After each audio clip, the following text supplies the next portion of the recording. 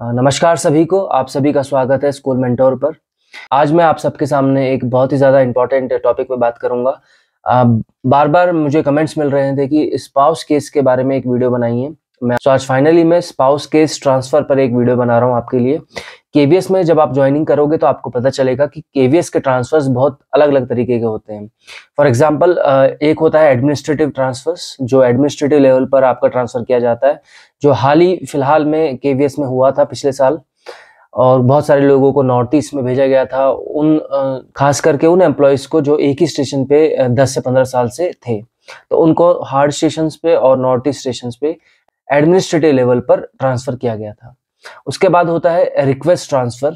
जब भी केवीएस के फॉर्म आते हैं तो आपको चांस मिलता है अपना ट्रांसफ़र भरने का, तो उसको बोलते हैं रिक्वेस्ट ट्रांसफ़र।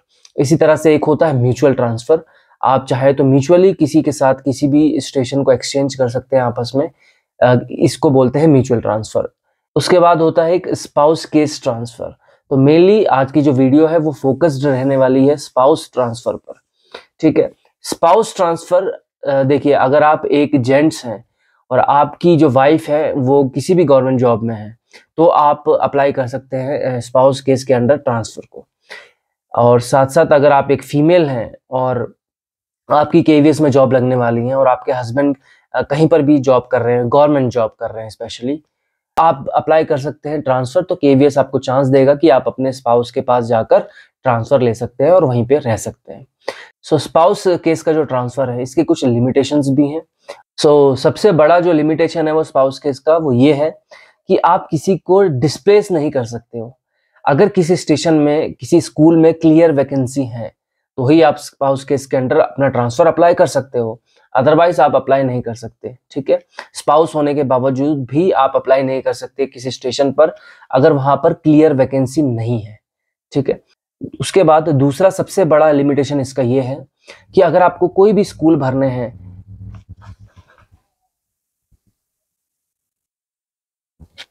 माफ़ कीजिएगा,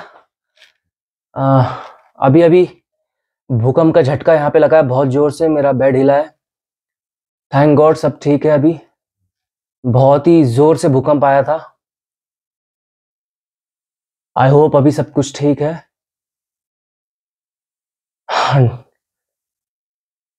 या होपफुली दोबारा ना आए। झटका बहुत ज़ोर का लगा था और पूरा बेड नीचे से हिल गया था। ऐसा लग रहा था कि किसी ने बेड हिलाया है नीचे से। ये दूसरी तीसरी बार ये भूकंप आया है यहाँ पर। एक बार स्कूल में आया था जब हम स्कूल में क्लास ले रहे थे सभी।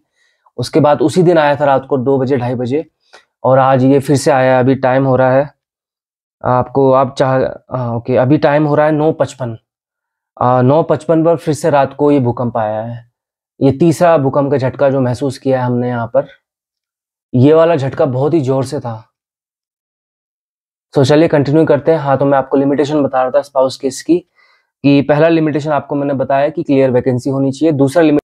दूसरा जो सबसे बड़ा कंस्ट्रेंट है यहाँ पर स्पाउस ट्रांसफ़र में, वो है जिस प्लेस पर आपका स्पाउस वर्किंग है, चाहे लेडी स्पाउस हो या जेंट्स स्पाउस हो, ठीक है?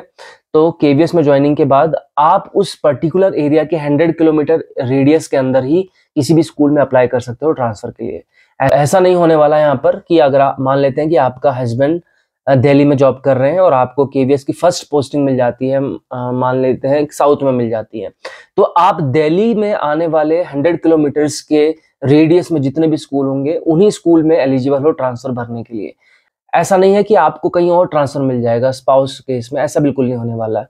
तो 100 किलोमीटर के रेडियस में ही वो स्कूल्स आपको भरने हैं, ऑप्शंस अपने, जहाँ पे आपका स्पाउस वर्किंग है। ये फीमेल के लिए भी होगा और मेल के लिए भी होगा। तो ये कुछ उसके लिमिटेशंस हैं। अगले लिमिटेशंस की मैं बात करूँगा यहाँ पर, जो है पॉइंट्स की। हर किसी को अलग-अलग पॉइंट्स मिलने वाले हैं यहाँ पर। आपको मैं स्क्रीन पे दिखा रहा हूँ, देखिए, अगर आपका स्पाउस केवीएस में वर्किंग है और आप अप्लाई कर रहे हैं सेम स्टेशन पर, जिस भी स्टेशन पे आपका स्पाउस वर्किंग है, उसी स्टेशन पे आप भी ट्रांसफ़र चाहते हैं अपना, या फिर उसके 100 किलोमीटर के अंदर कोई स्कूल आ रहा है उस स्कूल से, तो आपको मिलेंगे 50 पॉइंट्स। अगर आपका स्पाउस सेंट्रल गवर्नमेंट में है या सेंट्रल गवर्नमेंट की किसी भी ऑटोनोमस बॉडी में है, केवीएस भी एक ऑटोनोमस बॉडी है, या फिर डिफेंस में है आपका स्पाउस, या सेंट्रल आर्म्ड फोर्सेस में है, तो उसके लिए आपको मिलेंगे 40 पॉइंट्स। उसी के साथ अगर आपका स्पाउस किसी भी स्टेट गवर्नमेंट की सर्विस में है, स्टेट गवर्नमेंट की ऑटोनोमस बॉडी में काम कर रहे हैं, तो आपको मिलेंगे 30 पॉइंट्स। ठीक है, तो ये स्पाउस के कुछ पॉइंट्स हैं जो आपको यहाँ पर मिलने वाले हैं। सो ये था स्पाउस केस से रिलेटेड इंफॉर्मेशन। अब कैंडिडेट्स का डाउट ये भी हो सकता है, क्या आपको जो फर्स्ट पोस्टिंग मिलेगी वो स्पाउस केस के आधार पर मिलेगी? जी, ऐसा बिल्कुल भी नहीं है। आपको हो सकता है कि पहली पोस्टिंग कहीं पर भी मिल जाए, साउथ में मिल जाए, नॉर्थ ईस्ट में मिल जाए, ठीक है, वेस्ट में मिल जाए, या फिर आपको कोलकाता रीजन मिल जाए। तो सबसे पहले तो आपको यही करना है कि जहां भी आपको अलॉट होता है, जब भी आपका रिजल्ट आता है, जहां भी जो भी स्टेशन आपको अलॉट होता है, सबसे पहले तो आपको वहां पर जाके ज्वाइन करना है। उसके बाद जब भी एनुअल ट्रांसफर्स के फॉर्म आएंगे या स्पेशल फॉर्म्स आएंगे, कहीं बार स्पेशल फॉर्म्स निकाले जाते हैं ट्रांसफर के लिए, पीएच कैंडिडेट्स के लिए और स्पाउस केस के लिए, तो तभी आपको चांस मिलेगा आपको फॉर्म भरने का ट्रांसफर।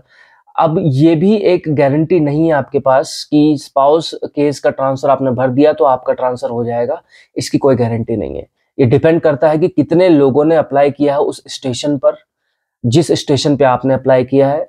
ऑल्सो इट डिपेंड्स कि कितने पॉइंट्स आपको मिल रहे हैं, आपका स्पाउस सेंट्रल गवर्नमेंट में है, स्टेट गवर्नमेंट में है या केवीएस में है। तो ये चीज पर, इन फैक्टर्स पे ये चीज काम करेगा। अगर आपको फिर भी कोई डाउट है स्पाउस केस के ट्रांसफर को लेकर, तो आप पूछ सकते हैं कमेंट सेक्शन में। अभी के लिए इतना ही, गुड बाय।